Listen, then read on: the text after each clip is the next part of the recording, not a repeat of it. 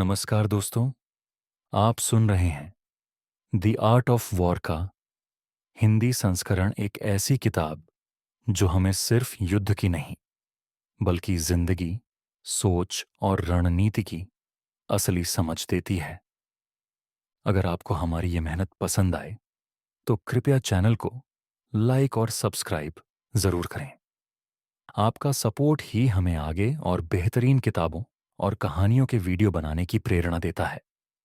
आज हम आपको इतिहास के उन दौरों में ले चलते हैं जब तलवारों की झंकार, घोड़ों की टापें और किलों की दीवारों के पीछे ताकत और चतुराई की असली परीक्षा होती थी।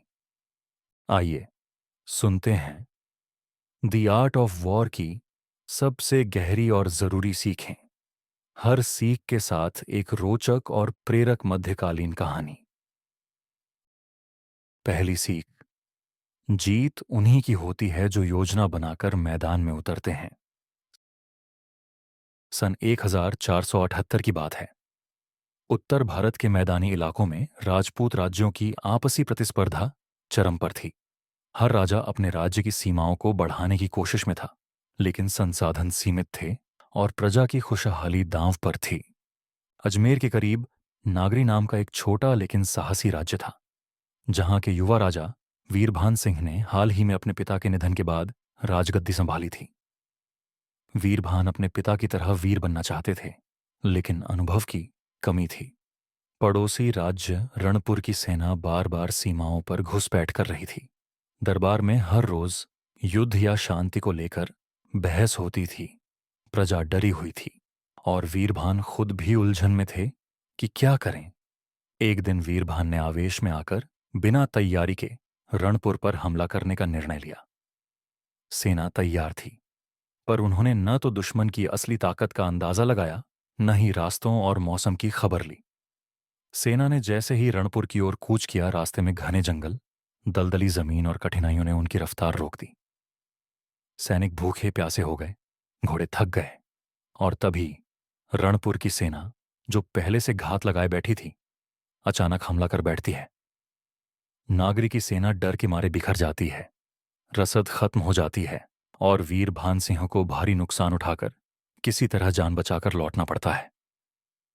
लौटकर वीरभान बहुत दुखी थे। उन्होंने अपने कक्ष में खुद को बंद कर लिया, रात भर सो नहीं पाए। अगले दिन उनके सबसे बुजुर्ग मंत्री उनके पास आए। बड़े प्यार से उन्होंने समझाया कि युद्ध सिर्फ हथियारों से नहीं बल्कि दिमाग और सही योजना से जीता जाता है। उन्होंने वीरभान को पुराने युद्धों के किस्से सुनाए, कैसे राजा महाराजा महीनों तक दुश्मन की ताकत, अपनी सेना की हालत, मौसम और रास्तों का अध्ययन करते थे। बिना तैयारी के युद्ध वही करता है जिसे अपनी सेना की कीमत का एहसास नहीं होता। वीरभान ने मंत्री की बात दिल से लगा ली। अगले कई महीनों तक उन्होंने अपने राज्य को मजबूत किया, सैनिकों को नई ट्रेनिंग दी, जासूसों को दुश्मन की गतिविधियों पर लगाया और हर इलाके की जानकारी खुद इकट्ठा की। उन्होंने रणपुर की सेना की आदतों और कमजोरियों को बारीकी से समझा। एक साल बाद जब रणपुर ने फिर से हमला किया, तब वीरभान सिंह ने पूरी तैयारी के साथ मुकाबला किया। उनकी सेना ने बिना ज्यादा खून खराबे के रणपुर की सेना को हराया। प्रजा में खुशी की लहर दौड़ गई और वीरभान को असली नेतृत्व की समझ मिली। तो जू कहते हैं कि सबसे बड़ी जीत वही है जो बिना युद्ध के मिलती है। मैदान में कूदने से पहले हर पहलू पर सोच समझकर ठोस योजना के साथ कदम रखना ही असली रणनीति है।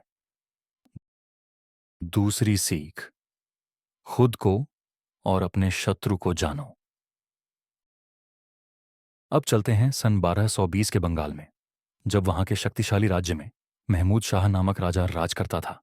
उसके साम्राज्य पर बार बार हमले हो रहे थे, लेकिन असली युद्ध उसके भीतर चल रहा था, अपने डर, गुस्से और लालच के खिलाफ।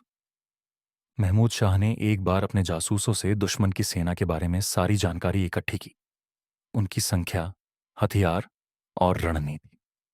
लेकिन उसने अपनी ही सेना की हिम्मत, मनोबल और अपने भरोसेमंद मंत्रियों की सलाह को नजरअंदाज कर दिया। जैसे ही युद्ध शुरू हुआ, उसके सेनापति आपस में उलझ गए। सैनिकों का मनोबल टूट गया। और सेना हार गई।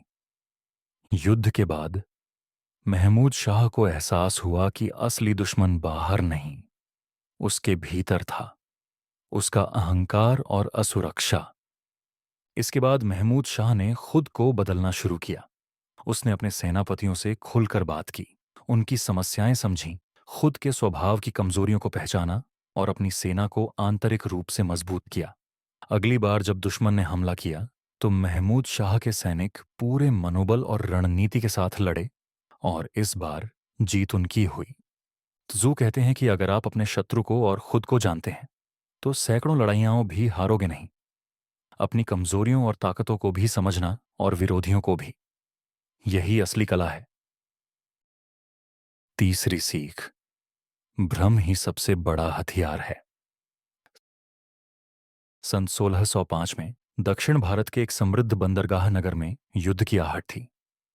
नगर का राजा राघवेंद्र अपने छोटे से राज्य को पड़ोसी शक्तिशाली साम्राज्य से बचाने के लिए संघर्ष कर रहा था। राघवेंद्र जानता था कि उसकी सेना संख्या में कम है, लेकिन दिमागी चतुराई में वह किसी से कम नहीं था।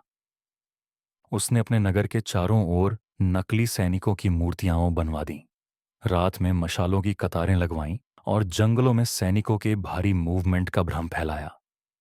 दुश्मन के जासूसों ने जब ये देखा तो वे लौटकर अपने राजा को बताने लगे कि राघवेंद्र की सेना बहुत बड़ी है और नगर में घुसना नामुमकिन है।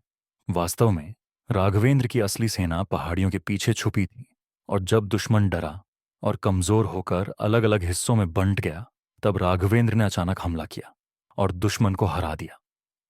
तीजू कहते हैं कि जब आप ताकतवर हों तो खुद को कमजोर दिखाओ और जब आप कमजोर हों तो खुद को ताकतवर दिखाओ। भ्रम फैलाना, अपनी योजना छुपाना, यही सबसे बड़ा हथियार है। चौथी सीख, समय की समझ ही असली जीत है। अब बात करते हैं सन 1671 की।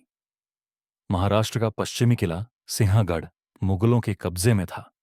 छत्रपति शिवाजी महाराज उस किले को वापस पाना चाहते थे, लेकिन सीधा हमला आत्मघाती था। उन्होंने किले के चारों ओर महीनों तक हर गतिविधि पर नजर रखवाई। फिर एक दिन जब आंधी तूफान की रात थी और मुगल सैनिक आराम कर रहे थे, शिवाजी के विश्वस्त सेनापति तानाजी ने अपने चुनिंदा सैनिकों के साथ चुपचाप किले की दीवार पर चढ़ाई की। सिर्फ 4 घंटे में बिना भारी नुकसान के सिंहगढ़ किला वापस मराठों के पास आ गया। शिवाजी और तानाजी ने सिखाया, मौका पहचानना और सही समय पर तुरंत निर्णय लेना ही सबसे बड़ी रणनीति है। जू कहते हैं कि समय की समझ और मौके का सही इस्तेमाल ही असली जीत है। सही समय पर लिया गया निर्णय हमेशा जीत दिलाता है। पांचवीं सीख, परिस्थितियों के अनुसार ढलना सीखो। अब चलते हैं सन 140 के गुजरात की ओर, जहां एक मशहूर चित्रकार बख्तावर खान अपने हुनर के लिए जाने जाते थे। बख्तावर खान सिर्फ पारंपरिक रंगों और कैनवस पर चित्र बनाते थे, लेकिन धीरे धीरे वहां के राज दरबार में विदेशी कलाकार आने लगे जो कागज, लकड़ी और दीवारों पर भी चित्रकारी करते थे। कई पुराने कलाकारों ने नए तरीके अपनाने से इनकार किया, लेकिन बख्तावर ने अपने कला को बदलना शुरू किया। उन्होंने नई तकनीकों को सीखा, अपने रंगों में नयापन लाया और धीरे धीरे पूरे हिंदुस्तान में उनकी कला के चर्चे होने लगे। जू कहते हैं, जो पानी की तरह ढलना जानता है वही कभी भी स्थिर नहीं होता, लेकिन हमेशा आगे बढ़ता है। हर परिस्थिति में खुद को ढालना ही असली बुद्धिमानी है। टीसी, नेतृत्व ताकत से नहीं, उदाहरण से होता है। सन 1310 में दक्षिण भारत के विजयनगर साम्राज्य में एक युवा सेनापति देवदत्त अपनी सेना को अनुशासन में लाने की कोशिश कर रहा था। सेना में अनुशासन की बहुत कमी थी। सैनिक आपस में झगड़ते थे, आदेशों को अनदेखा करते थे। देवदत्त ने बहुत समझाया, लेकिन कोई असर नहीं हुआ। एक दिन देवदत्त ने पूरी सेना को मैदान में इकट्ठा किया। उन्होंने उन सैनिकों को जिन्होंने अनुशासन तोड़ा था सख्त सजा दी, लेकिन साथ ही खुद भी पूरे अनुशासन के साथ सबसे पहले मैदान में खड़े हुए। सैनिकों ने पहली बार देखा कि उनका सेनापति खुद हर नियम का पालन करता है। धीरे धीरे पूरी सेना अनुशासन में आ गई और विजयनगर की सेना ने कई युद्धों में विजय पाई। सू कहते हैं कि नेतृत्व ताकत से नहीं बल्कि अपने उदाहरण से होता है। जब नेता खुद नियमों का पालन करता है तभी लोग सच्चे अनुयायी बनते हैं। 7वीं सीख, हर युद्ध जरूरी नहीं होता।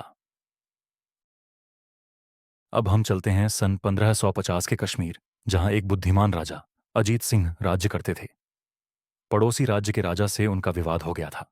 मंत्री, दरबारी और सेनापति सब युद्ध के लिए जोर डाल रहे थे, लेकिन अजीत सिंह ने सबसे पहले शांति का रास्ता चुना।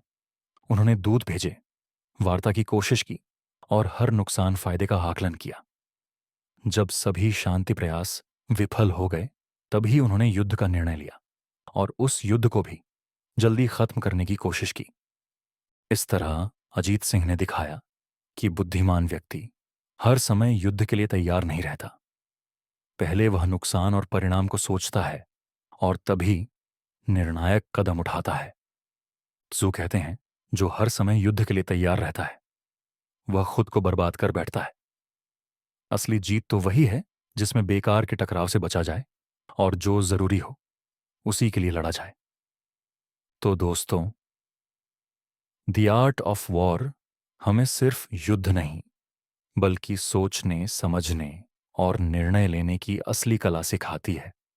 इसकी हर बात आज के जीवन में, चाहे वह करियर हो, बिजनेस हो या रिश्ते, हर जगह लागू होती है। जिसने इस कला को समझ लिया उसके लिए जिंदगी खुद एक जीत बन जाती है। अगर आपको ये ऑडियो बुक पसंद आई हो तो चैनल को लाइक और सब्सक्राइब करना ना भूलें। आपका साथ ही हमें आगे और ऐसी ही प्रेरक कहानियां और किताबों के सारांश लाने की हिम्मत देता है। धन्यवाद। और सुनते रहिए द आर्ट ऑफ वॉर का हिंदी ऑडियो बुक संस्करण।